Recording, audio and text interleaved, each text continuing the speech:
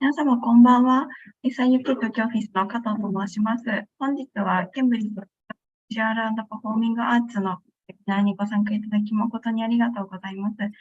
本日は CSVPA のクロエさんとジェイミーさんをお招きして、ご紹介いたファッションファウンデーションの、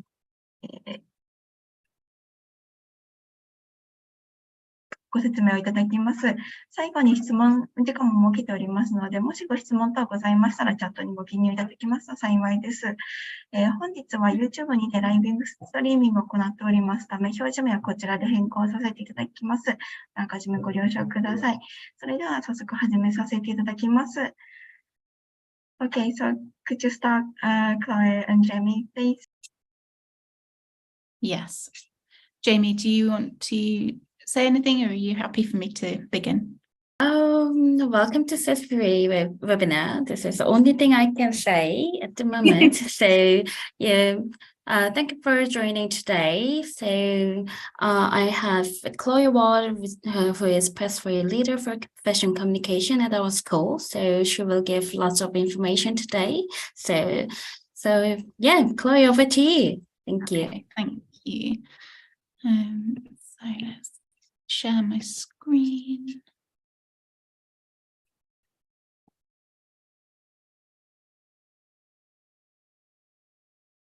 Okay, so Jamie, can you just confirm you can see that and you can hear me? Yeah, cool. Okay, so welcome to the session today. I'm going to talk to you about our foundation diploma programme, and I'm going to tell you about the subjects that we offer, and a little bit about how the year looks as a CSVPA student, and then also some helpful advice for putting together a portfolio. So my name's Chloe Ward. I'm the Fashion Communication Pathway Leader, and I'm also a coordinator for our foundation programmes and extended diploma too. So that means that I look after the daily running of those courses. So accredited by UAL, our one-year course is fundamental if you want to progress to university to study art and design at degree level. We have starting in September, we will have 8 specialised pathways.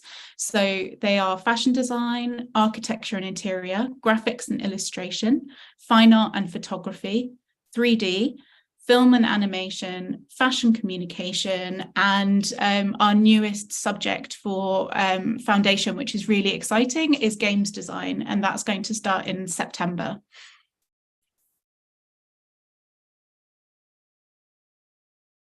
So what to expect in the first term?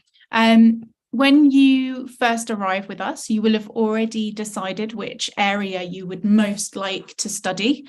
So you will get a welcome pack, and you will get sent some videos from different pathway leaders telling you about the different subjects.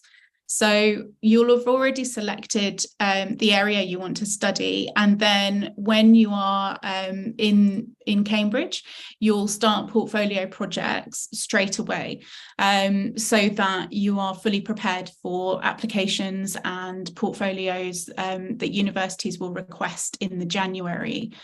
In the second term, you will put together all of the skills that you've learned in the first term, and everyone has different projects in the different specialisms. Some of them are what we call live projects, so they might be with a practitioner or an artist or a brand. And you'll also explore a variety of themes that are relevant to society today. So that could be environment, it could be political issues, or social issues.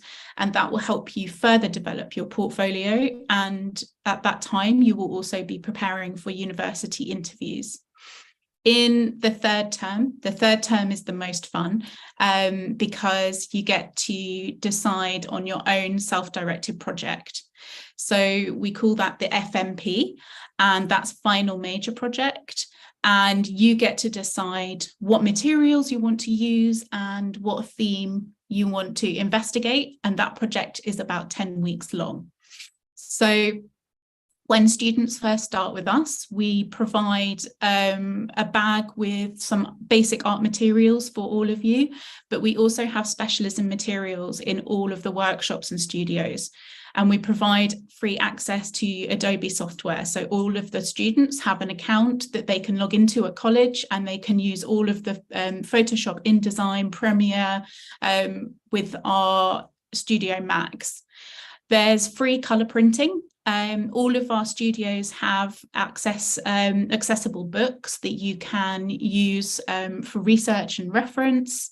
We have a photography studio, we have printmaking, and we also have 3D workshops. So we have laser cutter, we have 3D printer, and we also have a vacuum former, and we have a wood workshop as well.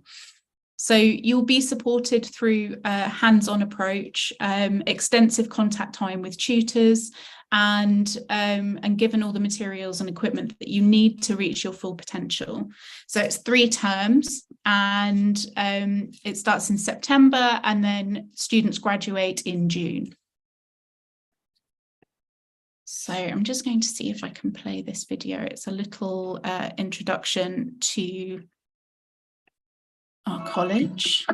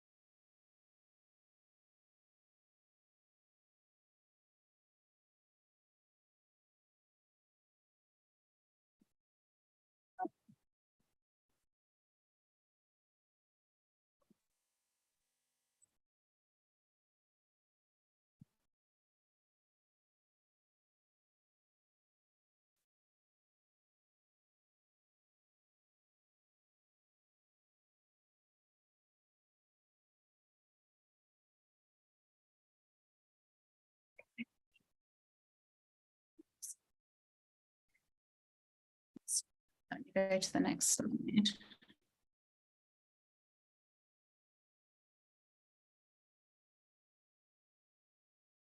So our students that graduate from CSVPA Foundation Diploma with a certificate from UAL, they go to study at some of the most prestigious creative universities in the world.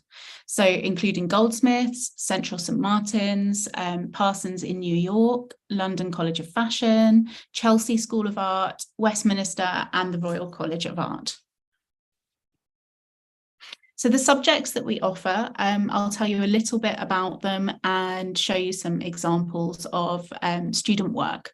So everything that you see in this presentation is student work from CSVPA level 3 or level 4. So this is animation and film. So animation and film forms communication and artistic expression.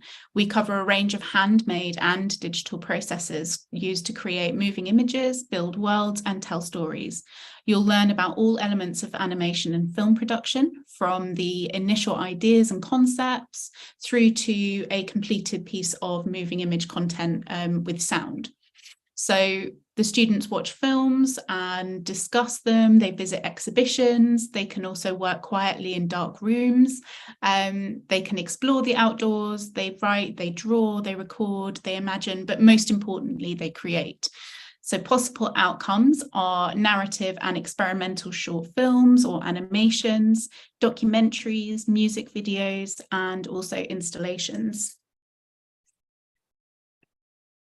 So fashion design. The fashion design course helps you create a fashion designer's portfolio. So they start with content and research, then analysis and exploration through both 2-dimensional and 3-dimensional work. And they also create a final fashion product with some kind of presentation, whether that's a film or a photography. Then they get to show their work. So there's also pattern cutting and garment construction workshops. So that really helps the basic skills needed to apply to university for fashion design. They get taught drawing and also looking at the architectural point of view of fashion and building silhouettes and forming shapes. Students are always encouraged to challenge and question the idea of fashion in modern times. So they are obviously going to create and design beautiful, exciting fashion ideas, but also we are really interested in driving the industry into the future and looking at really relevant subjects like sustainability. So fine art and 3D design. So this year from September, the fine art and photography and 3D design are going to split into two different specialisms. So 3D design will be about product design, and fine art and photography will be a more experimental area. So 3D design would be for students who are looking to go into automotive design or perhaps furniture design or accessories. Architecture and interior. So this course equips you with approaches and expressions in spatial design. So architectural drawings, collages, model making, working with timber and thinking about different scales, and also they do collaborate with other disciplines as well. The students are exposed to different elements of design and critical thinking, layout and presentation techniques as well. You need to be really passionate with architecture because it is a very disciplined subject. Fashion communication, so that's the subject that I teach. This combines all of the creative elements of the fashion industry without pattern cutting or creating garments. So my students might customize garments, but there is no requirement for them to actually sit and create those garments. So it's the image making, it's the fashion photography, it might be the brand identity or fashion magazine work. It's all about the content creation and image making side of fashion. Graphics and illustration. So graphics and illustration underpin most of the visual creative arts industry. You see graphics and illustration everywhere you go, and everything that you watch on TV, there is, and movies, there is always a graphic designer working in the background. You're introduced to the basic fundamentals of graphic design, so layout, composition, typography, color, the relationship between images and illustration, and typography. So media from pen to paper to digital creative software is all encouraged. So both digital and handmade is very welcome in this area. So we have two different campuses. We have Sturton Street, which is the one that is closest to our accommodation, and you can see the lovely bright studios here. And then we also have Bridge House, which is in central Cambridge, and that is where most of our subjects are. And we have also the two workshops in this building as well. So I'm going to talk to you a little bit about portfolios and how to put together a portfolio if you are not familiar with this idea or if you haven't done it before. So hopefully these are some slides that will help you put together something that from the work that you might have already. So why do we create a portfolio? Portfolios show who you are, what you can do, your potential. So we as a college and universities are not looking for perfect students. We're looking for people who we think have good imagination and creativity. It's very often more about your ideas than it is how brilliant you are at a subject. And a portfolio is a collection of work that is completed only by you. So it's your portfolio that shows how you express yourself through creativity. So portfolios, when you are applying to various places in the UK, they are nearly 100% now. They are going to be digital. So all of my students are currently preparing digital portfolios to send to university, and they are usually PDF format. Interviews are either in person or online.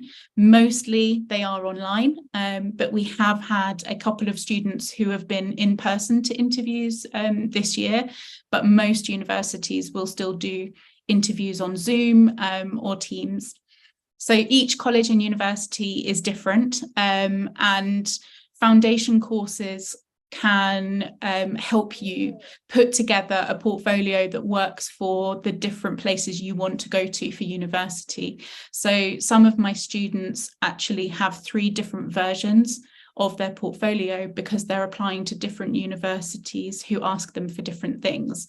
And that's where I can help them. I can look at the requirements and I can help them with each version of their portfolio to make sure that it suits the course and the university that they're applying to. So sketchbooks, we still really want people to do sketchbooks, even though a lot of the work that you might create needs to be sent in digital format. Sketchbooks are an amazing way of putting ideas onto paper. So sketchbooks should include ideas, development, experimentation, final outcomes, influences from research, and artists and designers who have inspired you. A sketchbook gives you the space to try new things. And we say that there are no mistakes, there are only happy accidents. It helps you to be an individual, and it shows the place that you are applying to, how unique you are in comparison to other students. So the first steps for a portfolio can be intimidating, it can be a bit scary. But it doesn't have to be. Your portfolio is a reflection of you, who you are, the ideas and experiments that you might have. It's evidence that you're interested in art and design. So it usually consists of 10 to 15 images. And if you are worried that you don't have enough artwork, then you can start making some. Each university is unique in their requirements, so that's why we always recommend doing the foundation first, so that we can help you create lots of work for portfolio. So the basic steps for creating a portfolio are to start by creating a digital folder on your desktop, just called portfolio. And then inside that folder, you can create 3 further folders. So yes, no, and maybe. And it can be that simple. So step 2, start photographing your work. So make sure it's on a flat surface with good light. Natural daylight is fine. You don't have to use a professional studio. Lots of students also have very highly capable mobile phones and devices now. So you don't have to have a professional camera either to photograph your work. So I always recommend to use a large white background if you can, because it will make it easier to crop your images later on. And it also helps the camera adjust the lighting settings automatically. And when you have taken your photos, you can crop them and adjust the lighting and make sure that you straighten the images. So you should now have a collection of digital images that are ready for organizing into the different folders. So start by selecting the work that you like the most. This is important as because it's your portfolio. It's a reflection and a representation of you. So a lot of times I tell my students, if there is something you feel strongly is not a reflection of you, or you are not proud of, then I tell my students to not include it in the portfolio, because it's very difficult to discuss work if you really are not very happy with it. you will have to talk about your work at some point. So it must mean something to you. It doesn't have to be perfect. It doesn't have to be highly skilled or professional.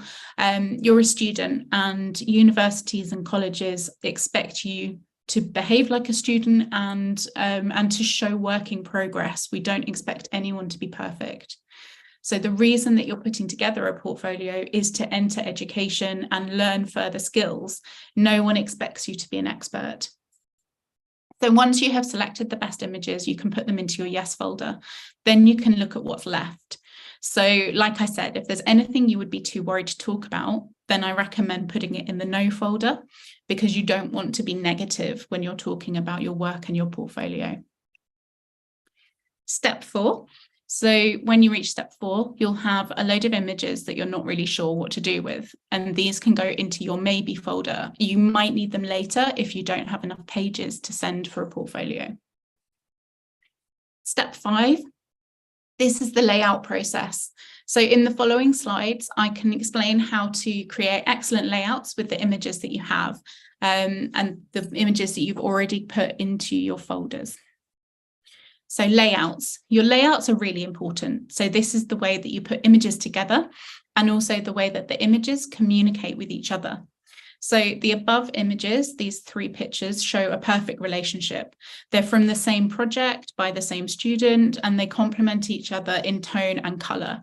They're all the same size, and they are all in line. And that is quite important when you're, especially if you're a fashion communication and graphic design student. So aesthetic pleasure, it's really important that the images are clear and not blurry or pixelated or poor quality. If you're worried or concerned, then always ask someone's opinion. If they think the image isn't clear enough, then it's best to not put it in. So there might be some images in your maybe folder that look better cropped, and sometimes an image can have more impact if you focus on one detail. So you can make it bold, clear, and it should pop out of the page. So words. Sometimes your portfolio pages will need words, but we always recommend that there's not too much writing on the page. If you're sending a portfolio, you will probably have the opportunity to talk about it more. And you can include short annotations with the date and title and maybe the theme of the work. You can also include materials if you think it's important, but you don't need to explain everything that the person is looking at. Sometimes your sketchbooks can have words in them as well. This might be note-taking or idea generation. So remember that the people looking at the portfolio do want to see your ideas. They want to see how you develop a project. So the images that I have shown on this page, one of them is a mind map, so all of the students' ideas and brainstorming, and the other one is a makeup chart that shows labels explaining exactly what she wishes the look to be. Experiments. So show experiments, show risk-taking, innovation. Colleges and universities want students who can try things and accept that they won't always end up how you originally planned. They want to see problem solving, development, and testing of different materials. Even if something goes wrong, it doesn't matter. It's still a learning experience that you have gone through, and you will change. Your creativity will change, even if something doesn't work out in the way that you wanted it to. So research. Research is a huge part of any art and design project, and it's a really valuable part of your work. You should include research that supports any final outcomes that you might show in your portfolio. Work in progress. It's always good to show things that you're working on currently. So it might be something that's not finished, but it's the best way of showing your interests, but also your capabilities at this time. So when you're applying, we are very interested in the things that you're doing right now, not necessarily things that you did 3 years ago. So you might have some unfinished photographs and process shots, but they can be included at the end of the photograph. If someone can take photos of you actually creating the work, that's also great for your portfolio. So personal work, I get asked this quite a lot because a lot of students are at high school and don't have lots of time to create artwork. So if you do paint or draw or sculpt or create anything in your own time that you think is worth including, then it can be put at the end of the portfolio. So anything that you do at college and school, the art projects are obviously important, but so are the things that you do outside of this. So any crafts, creative activities, they're all worth considering for portfolio. Also, if you sell any creations, customize anything, or even draw portraits of friends and family or pets, it can show how committed you are to the subject. So this is really important. When you're creating a portfolio, try not to do everything all in one day. It's much better if you spread it out over time and you take regular breaks. So taking breaks away from the work, going out, walking, and then coming back and looking again can really help you edit and make decisions. Sometimes if you sit for a long time looking at the same work, it can become really difficult to see what's important and which layouts are really strong. So we always recommend that you take a break when you're creating the portfolio and you don't try and create it all at once. So development. This slide shows development from initial character research and illustration, so just small drawings and creating ideas, through to a final character design. So we want to see both. We want to see the ideas, we want to see the sketches, we want to see the research, but we also then want to see the final outcome as well. It shows us who you are as a person and what you like looking at and what you see when you're researching. So art and design, it includes a wide range of processes. So it includes drawings, sculpting, painting, stitching, designing, photography, models, 3D work, software skills, styling, makeup, moving image. There are so many different things that you can include into a portfolio. And so the order of a portfolio, we say to our students that the most recent art projects go first. So that's the first thing that we look at if we're looking at a portfolio. Projects, experiments and development work in the middle. And at the end, life drawing, still life, observational drawing, mark making, and then personal work and any unfinished projects. They can all go towards the end of the portfolio. Backgrounds and shapes. So everything in moderation. Keep it minimal and don't overcrowd your page. You want the work to shine. You want the pictures to jump out of the page at the person that's looking at them. So try to avoid lots of shapes and boxes, and too many images can overcomplicate your page and the viewer won't know where to focus first. So if you have lots and lots of squares of images on your page, it's very difficult for the person who's looking at your portfolio to understand which piece of work is the most relevant or which piece of work is the most important. It's all about the design process. So it's learning, it's your thinking, and then it's your creation. So mock-ups. Some of your work might benefit from being placed in situ, we call it, so on a screen. So if you've designed things like phone wallpapers or patterns or posters, then you can put those pictures onto an image of a phone or a screen, and it shows your work in context. It shows your work how you intend it to look if it was in the public or if you were selling it. Okay, so that's everything from my portfolio advice and about CSVPA Foundation. If anyone has any questions, then I would like to offer you some time now to do that. I'll just stop sharing my screen.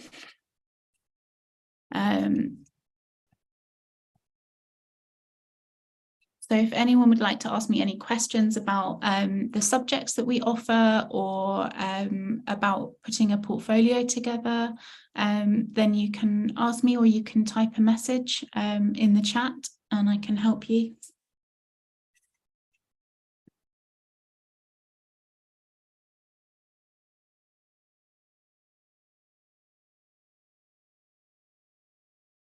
Before anyone leaves the question, may I ask you one question? Yeah, of course. So obviously art and design, like design student, they have lots of things to put together into their portfolio. But for the fashion communication, without the drawing, it's more like, it's more difficult to decide how to put it. If students are applying for foundation and they want to study fashion communication, they can include anything. It's just making sure that the students are creative, and drawing is still part of visual communication. So I do have quite a lot of students that do fashion illustration as part of their projects, and I have some makeup students as well, and they also do drawing for their portfolio. A lot of my students will do styling and photography, so that's another way of building the portfolio. And fashion communication for me, it's a bit like graphics and fine art, photography and fashion all in one subject. So the students that I have in my groups usually all have completely different interests. So it's almost like a kind of general art and design where they can do anything they want, but they bring it back to the fashion industry. So for university, when we're creating portfolios, the fashion communication students, they still study life drawing with us, and they still do experimental studies. So sometimes different students will still need to include drawing in their portfolio, but it's not always essential. So it tends to be on a student by student basis, really. And we kind of sit with each student one-to-one in all of the subjects, and look at their strengths and look at what they need to supply to the different universities, because they are all different. All of the universities ask for different things. Sure. Thank you. There is one question. Yeah. So recommendations on website or software to create portfolio. So if you have access to it, we always recommend Adobe, so Photoshop and InDesign. That's always first, because that is the industry standard. So when students come to CSVPA, that is the software that we teach them. However, I also have a lot of students who have used Procreate to put together their portfolio. So a lot of our students have iPads and they don't have access to Adobe outside of college, and they put together the work as PDFs, and the quality is still really good. So although we always recommend Photoshop or InDesign because the industry uses that, we also allow students to use Procreate. I have some students who use Canva. I have other students who there's a website called Wix where you can build your own website portfolio. And there's also another one called Behance as well. I'll pop them into the chat so that yes, you can please. Look them up.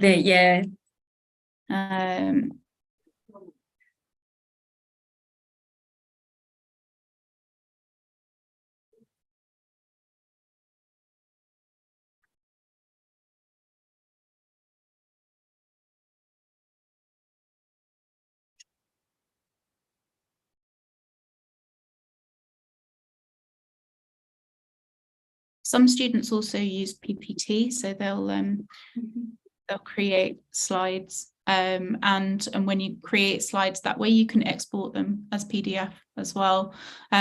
So really, it depends on what the student has access to, but there's no restriction on how you create the portfolio. Oh, there you go. Thank you. Oh, thanks.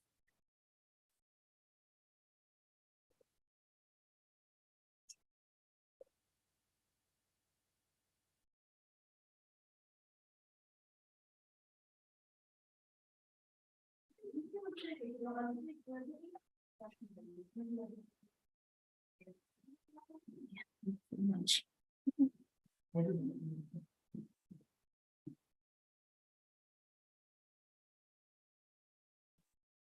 Is there any question? Can I ask some question for like basic things? But how is the nationality mix at this day? Of nationality mixed. Oh, that's very because we have like 20 to 25% UK students for mostly for the BA course, but for foundation and extended diploma foundation, we have more than around 30 nationalities coming from all over the world. So maybe after this presentation, I will share with you that we only have very few students from Japan at the moment. Thank you, because like usually students kind of worry like how many Japanese students are there, like how many British students are there. Thank you. Yeah, let me just double check and then I will get back to you. Thank you very much. No worries. And I might have missed it, but do you know any ideal class size at foundation course? Maybe Chloe can answer. Yeah. So it depends on the different areas. Some areas are much more popular than others. And what happens is that if a group size goes over 20, then we always split it into two. So then we might have a tutor teaching full time, so they have one group and then they have another group, or we might then employ another tutor. So the numbers never go higher than sort of 20, 21. For mine, this year I have 10 in fashion communication, and something like architecture, they have 8. And then fashion design and graphics are nearer 30, but obviously they're divided. Fashion design is actually divided into 3, and graphics and illustration is divided into 2. So they're still small groups, and it means that the students get a one-to-one experience. So the tutors give them one-to-one tutorials, and we don't do kind of lectures where there's lots and lots of students. It's much more personal than that. And I think having the smaller groups means that it's more nurturing for the students as well, and they can really get a tailored education for each individual student. Very much. It's great to hear that.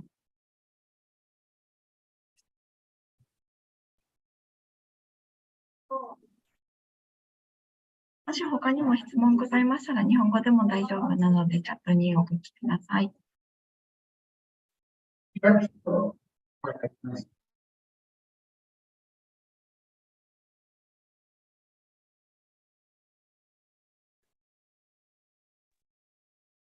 Sorry, so for waiting for another for more questions, I would like to ask about the accommodation.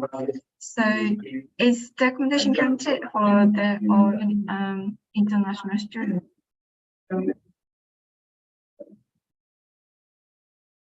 Pardon, Rin? Can you hear me well? Yeah, I lost some point because of the background noise. I wanted to ask about the accommodation because some students kind of worry about if the accommodation is guaranteed.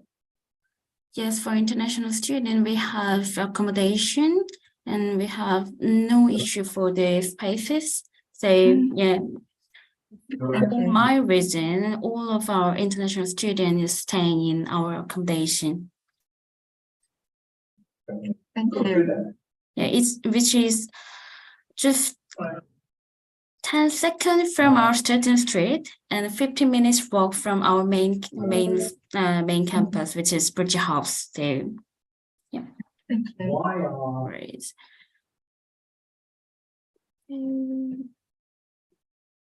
So if there is no more question, then we can wrap it up. Or if they have any question later, they can send it to me. Then I can share, or I can discuss with Chloe.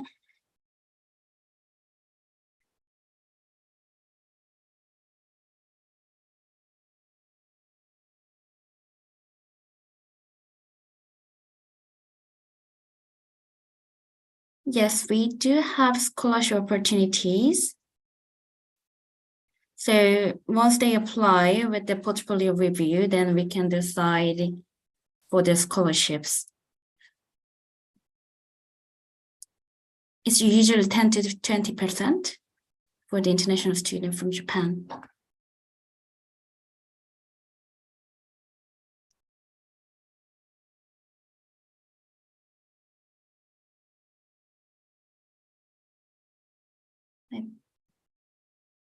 That's all. I think this is all from today. Yeah. So will it be okay if like student wants you to take a look at their portfolios, and if we can send it over to you, maybe you can take a look at them? That's fine. I'm happy to look at portfolios, and I can give some advice on something if they've put together. So I'm happy to receive portfolios and have a look at them. And I can look at them. So if a student is considering applying, I can have a look before they apply and give them advice, and then they can apply so that they get a bit of tuition beforehand. Thank you very much. I think that will be great help to the students. Yeah. Okay, so I think that's all from students, I think. So that's all for today, I think. Great. Okay, great. Thank you for your time today. Thank you very much. Thank you. Thank you everyone for attending. Thank you for joining today. Thank you. Have a good day, Chloe, and have a good evening to all. Thank you. Thank you very much. Bye. Bye-bye. Bye.